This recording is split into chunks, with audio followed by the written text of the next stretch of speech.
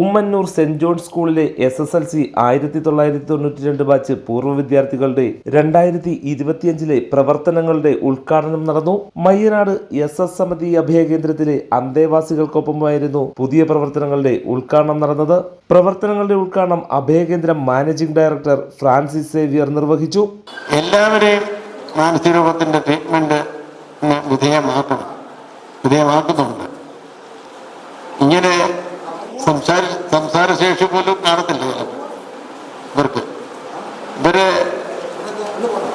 കൊണ്ടുവന്ന് ചികിത്സയ്ക്ക് വിധേയമാക്കി നല്ല മനുഷ്യരാക്കി മാറ്റി കഴിയുമ്പോൾ അവരുടെ അഡ്രസ്സ് പറയുന്നതനുസരിച്ച് നമ്മൾ ശ്രമിച്ച് അവരുടെ വീടുകളിലേക്ക് എത്തിക്കാൻ ശ്രമിക്കുന്നു. ഇതാണ് നമ്മളുടെ മെയിൻ ജോലി. 650ഓളം ആൾക്കാരെ തിരിച്ച് വീടുകളിൽ എത്തിക്കാൻ സാധിച്ചു. അതിന് വലിയ നേട്ടമായിട്ടാണ് ഞാൻ കാണുന്നത്. കാരണം അവരില്ലെങ്കിൽ തെരുവിൽ കിടത്തിണ്ണയിലോ റോഡിലോ വണ്ടിയിടിച്ചോ മറ്റൊക്കെ മരണപ്പെടുന്ന ആൾക്കാരാണ്. ഇവരെ ആർക്കും വേണ്ടാത്തവരാണ്, ആർക്കും വേണ്ടവരെ. ഇങ്ങനെയുള്ള സ്ഥാപനങ്ങൾ മാത്രമേ ഇവരെ ഏറ്റെടുക്കുന്നുള്ളൂ. എല്ലാം ഇതിൻ്റെ പ്രത്യേകത. ഇതുപോലുള്ള സ്ഥാപനങ്ങൾ എല്ലാ അസംബ്ലി മണ്ഡലങ്ങളിലും വേണമെന്നുള്ളൊരു അഭിപ്രായക്കാരനാണ് ഞാൻ. ഗവൺമെൻറ് നടത്തണം.